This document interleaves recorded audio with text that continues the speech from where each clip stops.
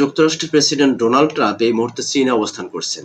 তিনি চীন সফরে যাওয়ার আগে বেশ কিছু কথা বলে গেছেন, বেশ কিছু মন্তব্য করছেন, বেশ কিছু হুমকিও দিয়েছেন, যেটা নিয়ে ইতিমধ্যে মধ্যপ্রাচ্য থেকে শুরু করে বিশ্ব রাজনীতিতে একটা বিরূপ মন্তব্য, বিরূপ প্রতিক্রিয়া সৃষ্টি হয়েছে। দর্শক, তিনি চীনের সফর যাওয়ার আগে কি কি বিষয়গুলো নিয়ে কথা বলছে, সেই বিষয়গুলো নিয়ে আপনাদের সাথে তুলে ধরার চেষ্টা করব এবং ভিডিওতে বিশ্লেষণ করার চেষ্টা করব। চলুন আমরা প্রথমে যে কথাটি বলেছেন, তিনি বলেছেন যে ইরান যুদ্ধে চীনের কোনো প্রয়োজন নেই, মানে ইরান যুদ্ধ শেষ করতে চীনের কোনো প্রয়োজন নেই। যে মুহূর্তে চীনের সফরে যাচ্ছেন সেই মুহূর্তে তার এই মন্তব্যকে ঘিরে সবাই বলার চেষ্টা করছে যে যেখানে যাচ্ছে যে সমস্যাটা সমাধান করতে, সেই মুহূর্তে এসে ট্রাম্প যে কথাটা বলছে এটা আসলে কি ইঙ্গিত দিচ্ছে তিনি।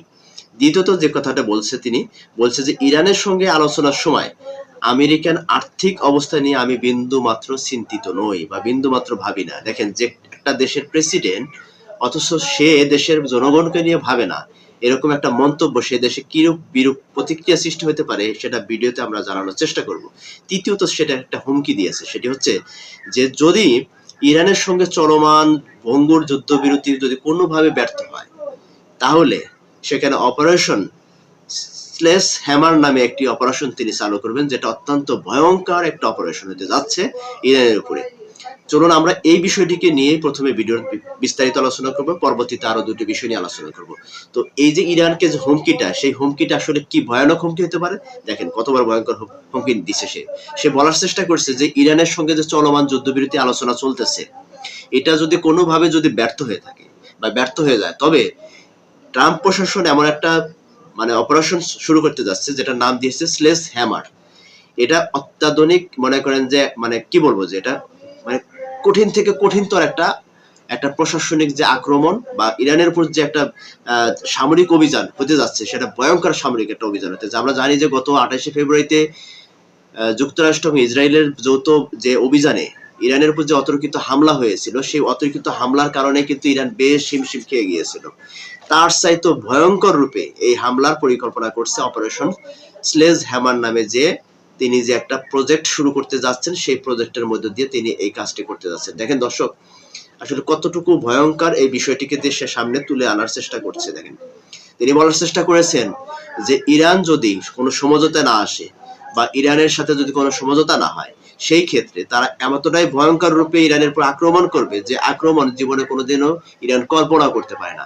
এবং এই স্ল্যাশ হ্যামার নামে প্রজেক্ট যেটা শুরু করতে যাচ্ছে, সেখানে তাদের যুক্তরাষ্ট্রের যে সংবিধান আছে, সংবিধানে একটা নিয়ম আছে, সেটা হচ্ছে যে 60 দিনের মধ্যে সামরিক অভিযান ট্রাম্প অর্থাৎ প্রেসিডেন্টের একক সিদ্ধান্তে সে অভিযান চালাইতে পারে, কিন্তু 60 দিন যখন অতিক্রম হয়ে যাবে, ঠিক তখন তাকে কংগ্রেস থেকে তাকে অনুমতি নিতে হবে, অর্থাৎ পার্লামেন্ট থেকে তাকে অনুমতি নিতে হবে। কিন্তু স্লেস হ্যামার যে অপারেশনটা চালু হতে যাচ্ছে, সেটার ক্ষেত্রে আইনি যে জটিলতাটা, যে তাকে কংগ্রেস থেকে যে একটা অনুমতি নেওয়ার ব্যাপার আছে, সেটাকে সে এই আইনের আওতার বাইরে থাকবে সে, অর্থাৎ এই অভিযান শুরু করতে তার কোনো বাধা থাকবে না, আইনি কোনো বাধা থাকবে না, সে যা ইচ্ছা তাই করতে পারবে। এতটা ভয়ঙ্কর রূপে সে আঘাত করার চিন্তা ভাবনা মাথায় নিয়েছে, যেটা হয়তোবা ইরান কল্পনা করতে পারে না। কিন্তু ইরান আসলে এই হামলাকে কতটুকু কিভাবে সেটা প্রতিরোধ করবে, সেটা ইরান ভালো করে জানে। ইরানের পক্ষ থেকে বলা হচ্ছে যে যুক্তরাষ্ট্র যে কোনো অভিযান যে কোনো সময় হামলা করতে আসুক, সেটাকে আমরা পাল্টা প্রতিরোধ করতে সক্ষম।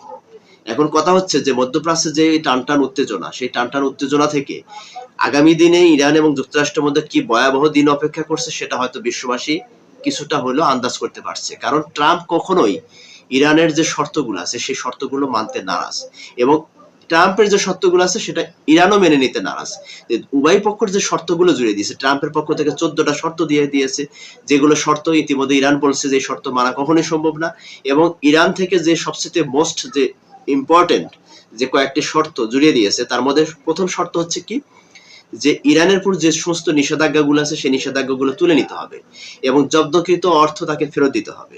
নাম্বার 1, 2, নাম্বার 3 হচ্ছে যে লিবিয়া এবং ইরানের সাথে যে যুদ্ধ চলছে, এই যুদ্ধকে প্রতিশ্রুতি দিতে হবে আর কখনো কোনো অতর্কিত কোনো হামলা করা যাবে না লেবানন এবং ইরানের উপরে।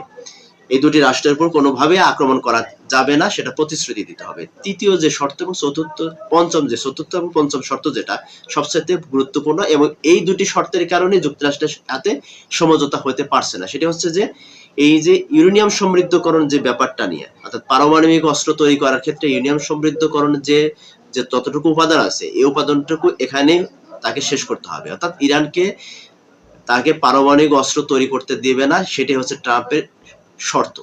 কারণ কোনোভাবে ট্রাম্প চাচ্ছে না যে ইরানে পারমাণবিক অস্ত্র শক্তিধর হোক, ঠিক আছে। কিন্তু ইরান চাচ্ছে যে এটা একটা আলোচনা সমঝোতার মাধ্যমে আপাতত কিছুদিনের জন্য ইউরেনিয়াম সমৃদ্ধকরণ এটা বন্ধ রাখতে হবে বা বন্ধ করতে পারবো, এর বাইরে কিছু না। এবং চতুর্থ পঞ্চম যে শর্তটা সেটা হচ্ছে যে ট্রাম্পের দাবি যেটা হরমুজ প্রণালীকে একদম উন্মুক্ত রাখতে হবে, কোনোভাবে সেখানে কোনো হস্তক্ষেপ করা যাবে না। কিন্তু ইরানের দাবি হচ্ছে যে হরমুজ প্রণালী তাদের অধীনে থাকবে, তাদের সার্বভৌমত্ব, এটা তাদের অধিকার, তাদের সার্বভৌমত্ব রক্ষার জন্য তাদের যেটা প্রতিশ্রুতি, তারা বদ্ধপরিকর এই হরমুজ প্রণালী তাদের নিজেদের নিয়ন্ত্রণে রাখা। তো এই 5টি শর্ত যখন ইরানের পক্ষ থেকে যুক্তরাষ্ট্রকে জুড়িয়ে দেওয়া হয়েছে, ট্রাম্প সরাসরি সেটা প্রত্যাখ্যান করছে, তাহলে সেখানে সমঝোতা হচ্ছে না, এটাই শিওর। তাহলে যদি সমঝোতা না হয়, তাহলে এই যে অপারেশন স্লেজ হ্যামার নামে যে অপারেশন টিম গঠন করছে যুক্তরাষ্ট্র, অত্যাধুনিক অস্ত্র সেখানে থাকবে, অত্যাধুনিক সমস্ত প্রযুক্তি থাকবে, সেই সমস্ত প্রযুক্তির মাধ্যমে ইরানের উপর যে কোনো সময় এখন অ্যাটাক করতে পারে। গেল। দ্বিতীয়ত আমি যে প্রথমে যে কথাটি বলেছি, সেখানে বলা হয়েছে কি যে ইরান যুদ্ধ শেষ করতে চীনের কোনো প্রয়োজন নেই। তাহলে একবার ভেবে দেখুন যে ইরান যুদ্ধ শেষ করতে চীনের প্রয়োজন, অথচ চীন সফরে যাচ্ছে যে সমস্ত বিষয়গুলো তুলে ধরার চেষ্টা করবে যুক্তরাষ্ট্রের পক্ষ থেকে, তার মধ্যে সবচেয়ে ইম্পর্টেন্ট বিষয়টা হচ্ছে ইরানকে কিভাবে ম্যানেজ করা যায়। অর্থাৎ ইরান ভিত্তিক কিছু আলোচনা সেখানে হবে, এবং সেটাই হচ্ছে মোস্ট ইম্পর্টেন্ট আলোচনা, যেটা ট্রাম্প ইতিমধ্যে চীনে গেছেন, সেখানে সফরে তার গুরুত্বপূর্ণ আলোচনার মধ্যে সবচেয়ে গুরুত্বপূর্ণ আলোচনা হচ্ছে ইরানকে ম্যানেজ করার দায়িত্ব হচ্ছে চীনের। তো এখন চীনে যাওয়ার আগে চীন বলতেছে কি যে ইরান যুদ্ধ শেষ করতে চীনের কোনো প্রয়োজন নেই। তাহলে একবার ভেবে দেখুন, যে দেশে যাচ্ছে একটা সমঝোতার জন্য, সেই দেশের যাওয়ার আগে যদি এই ধরনের উস্কানিমূলক কথাবার্তা বলে, তাহলে কি চীন খুব সহজেই এই ট্রাম্পের যে শর্তগুলো বা ট্রাম্পের যে তার যে বাণিজ্যিক চুক্তি বলেন, অর্থনৈতিক চুক্তি বলেন, নিষেধাজ্ঞা, এই সমস্ত বিষয়গুলো নিয়ে কথা হবে, সেখানে কি চীন কোনোভাবেই যুক্তরাষ্ট্রকে ছাড় দেবে? কারণ ইতিমধ্যে যুক্তরাষ্ট্র এবং ইরান হচ্ছে সবচেয়ে চির প্রতিদ্বন্দ্বী রাষ্ট্রে পরিণত হয়েছে, সেটা অর্থনৈতিক হোক, বাণিজ্যিক হোক, সামরিক হোক, উভয় দেশই কেউ কারোর চাইতে কম না। এখন চীন যুক্তরাষ্ট্রের মুখোমুখি দাঁড়ানোর মতো সক্ষমতা অর্জন করছে। চীন কি কোনোভাবেই যুক্তরাষ্ট্রের নিষেধাজ্ঞা এগুলো উপেক্ষা করবে, এগুলো মানবে? কোনোদিনও সম্ভব না, কখনোই সম্ভব না। তো চীন চাইবে যে তার যে আধিপত্য আছে সেটা সেভাবেই মানে বিস্তার ঘটানোর চেষ্টা করবে, যুক্তরাষ্ট্রের আধিপত্যকে সে ক্রমান্বয়ে সেগুলোকে সেখান থেকে তাকে উৎখাত করার চেষ্টা করবে। চীন এখন চাচ্ছে কি যে ইরানকে দিয়ে মধ্যপ্রাচ্য থেকে যুক্তরাষ্ট্রের প্রভাব বিস্তারকে মানে কমিয়ে দেওয়ার জন্য তার যত রকমের চেষ্টা থাকুক, সব রকমের চেষ্টা সে করে যাবে। ইতিমধ্যে আমরা যেটা দেখতে পারছি বা জানতে পারছি, যেটা যে ইরানের যে আজকে যে এই যে যুক্তরাষ্ট্রের সাথে যেভাবে সে প্রতিরোধ গড়ে তুলছে, তার পিছনে সবচেয়ে মূল কারিগর কি? চীন এবং রাশিয়া। চীন এবং রাশিয়া তারা তাদের নিজস্ব প্রযুক্তির মাধ্যমে ইরানকে এতক্ষণ পর্যন্ত এখনো পর্যন্ত সহযোগিতা করে যাচ্ছে। আকাশপথ, স্থলপথ, জলপথ, যত পথে যত রকমের সহযোগিতা লাগে, ইরানকে সহযোগিতা করতেছে কে? চীন এবং রাশিয়া। তারা স্যাটেলাইট প্রযুক্তির মাধ্যমে যুক্তরাষ্ট্রের যে সমস্ত আক্রমণ ইনফরমেশন দিয়ে থাকে, সেটা হচ্ছে চীন এবং রাশিয়া। ইরানের সক্ষমতা নেই স্যাটেলাইট চ্যানেলকে কন্ট্রোল করা, স্যাটেলাইটকে কন্ট্রোল করা, এখান থেকে কোনো ইনফরমেশন কালেকশন করার মতো এখন পর্যন্ত ইরানের সেই সক্ষমতা হয়নি, যেটা ইরানকে সহযোগিতা করতেছে চীন এবং রাশিয়া।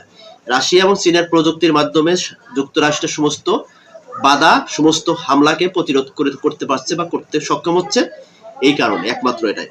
তো ইরানও চাচ্ছে যে তাদের নিজস্ব যে প্রযুক্তি ব্যবহার করে ইরানকে মানে চীন চাচ্ছে যে তাদের নিজস্ব প্রযুক্তি ব্যবহার করে ইরানকে সার্বক্ষণিক সহযোগিতা করা। কারণ মধ্যপ্রাচ্য থেকে ট্রাম্পের যে আধিপত্য, যুক্তরাষ্ট্রের যে আধিপত্য, সেটা চিরতরে সেখান থেকে তুলে দেওয়ার জন্য ইরান এবং রাশিয়া বদ্ধ পরিকর।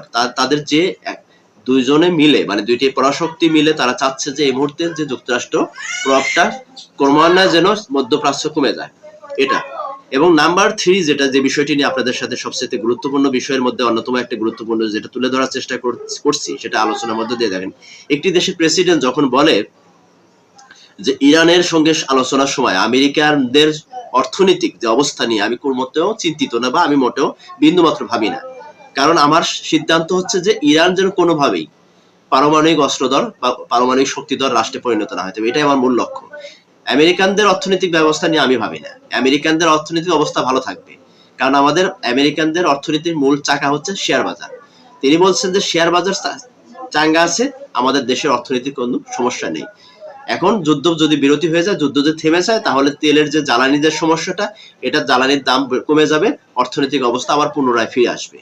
এটা ট্রাম্প বলছে। কাদেরকে বলছে? সাংবাদিকদের। সাংবাদিকরা যখন প্রশ্ন জিজ্ঞাসা করছে ইরান চীনের সফরে যাওয়ার আগে মুহূর্তে, যে জিজ্ঞাসা করছে যে আপনার চীন এবং ইরান এবং যুক্তরাষ্ট্রের মধ্যকার যুদ্ধের এটার কোনো অর্থনৈতিক চাপ আমেরিকানদের নাগরিকদের উপর পড়ছে কিনা, সেটা কি কখনো আপনি ভাবছেন?